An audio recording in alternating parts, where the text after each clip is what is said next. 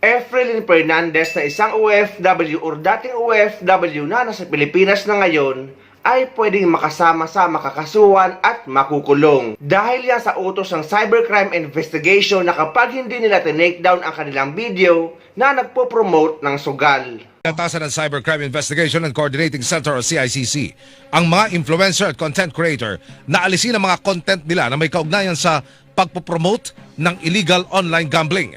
Ginawa ang babala sa gitna ng kampanya laban sa laglipan ng operasyon ng illegal online gambling sa bansa na nambibiktima partikular ng mga kabataan. Ayon sa CICC, tukoy na nila ang mga influencer at content creator na nagpo-promote ng illegal na sugal online.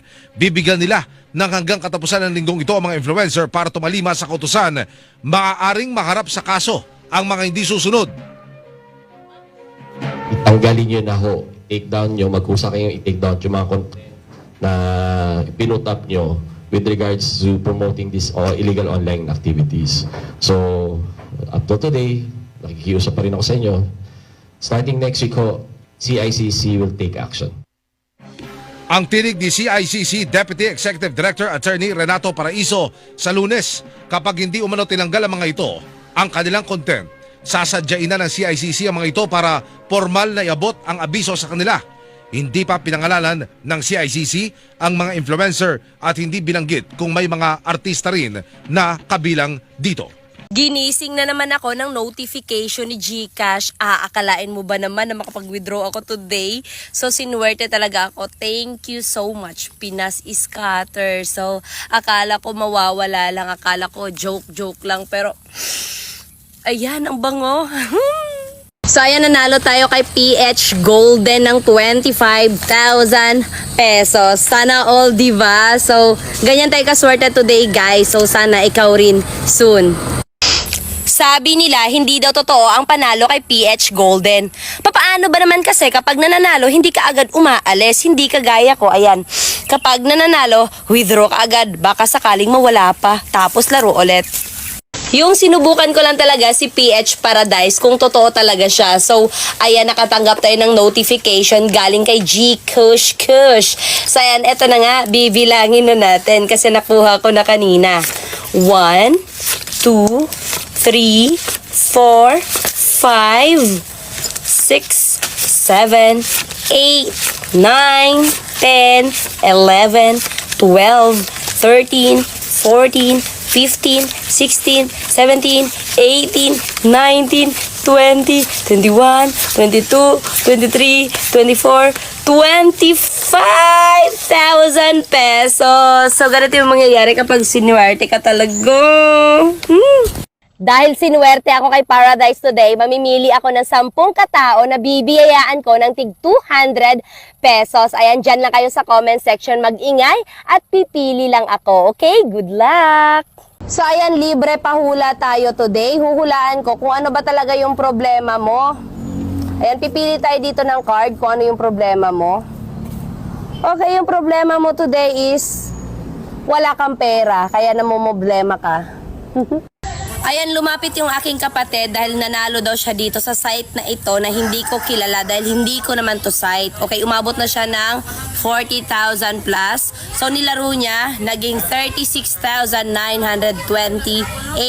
So, ang dami ding nagtatanong sa akin dyan sa spam kung legit ba daw talaga to or kung totoo ba dahil humihingi daw sa kanila ng 500 pesos. Okay, itatry natin para malaman natin kung totoo or hindi. Okay, kailangan daw tayong mag-deposit ng 500 bago ma-withdraw yung 36,928. So magde-deposit tayo, guys. Hindi na natin ikakat para sabihin yung ayan, 500. Iko-confirm na natin yung 500, okay? Ay, so, no, ipapakita muna natin. Ganito yung nangyari, ha? I-withdraw natin ng lapit mo. Yan, withdraw. Ang dami nagtatanong nito sa akin. Withdraw natin yung 36,000. Ano yun? 36,920. 36,928. Okay, so yung password. Wait. Huwag ipakita yung password. Wait lang. Okay na. So, confirm natin. So, ayan yung lumalabas, mga labs. kailangan natin ng mag-deposit ng 500. So, balik tayo doon sa deposit tayo ng 500. 500 pesos. So, confirm ko na. Okay. So, mabilis lang yan kasi scan lang yan. Scan ko lang. Ayan, binayaran ko na ng 500 ha. Ang ingay naman ng manok. So, mag-payment na ako ng 500. Ayan, paid na ha. Paid na. Ayan. So, process na siya. I hope so. Sana totoo, hindi siya kasama doon sa mga sa mga iba na scam. Ayan. So, itatry na natin dahil ayan, recharge record ha. Meron na tayong 500 pesos dito. Pumasok na siya. So, itatry natin 500. Ay, no. Back na pala. 38,178. I-withdraw natin. Mali. Withdraw deposit. So, lagyan natin ng 38,178. So, hindi ko muna ipapakita yung password, mga labs. Yan. So, ito try natin ulit. So, ayan na naman siya. Generate. Ano na naman daw yon? Fee, 250 pesos must upgrade VIP. So, dyan pa lang. Doon pa lang nanghingi na naman ng 200 plus. Ayan, shock silang lahat. Ayan. Na-scam kayo. So, doon pa lang. Dahil kapag totoo ito, withdraw ka agad, Dennis. Hindi na yan siya, hindi na siya maghingi ng VIP whatsoever. Dahil ang daming nagre-reklamo sa sa spam, na nakapag-deposit na daw sila ng hanggang 2,500 hanggang umabot na ng 3,000, hindi pa rin nila nawi-withdraw yung pera nila na umabot na daw ng 60,000 pesos. So, mabilis talaga yung pera dito. Pinapakita sa'yo na nananalo ka, hindi ka dito natatalo. Ang bilis tumaas ng pera mo. Kasi, scam nga. Kapag nakapag-send ka na ng pera, hihingi na naman yan sila. Ang daming kapag gustong-gusto mo talaga dahil gustong-gusto mo talagang i-withdraw yung pera kasi napakalaki nga naman. Diba? So, huwag kayong magpapauto mga labs. Kapag ganito, kailangan pa ng deposit or whatsoever. Pero pag 100 lang, okay lang. Pero ganito ang laki na. 500 pesos, hindi na yan siya okay. Tapos humihingi na naman pang VIP. So, it's a no-no. Marami talagang sites na fake. Kung gusto nyo talaga ng legit, ang dami ko dyan sa wall ko. Napakadami. Puro yan legit, hindi ganitong klase, okay?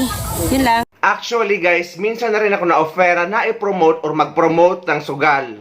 At malaki ang offer or kita na ibibigay sa inyo. Pero ayaw ko talaga nagpo-promote ng sugal dahil ang sugal ay nakakasira ng buhay. Lalong-lalo na sa mga OFW. Sasabihin nyo na libangan lang or isa-isang daan lang or 200, pero kapag nalulung ka dito ay mahirap nang tigilan. To the point na broke ka na at wala ka ng pera.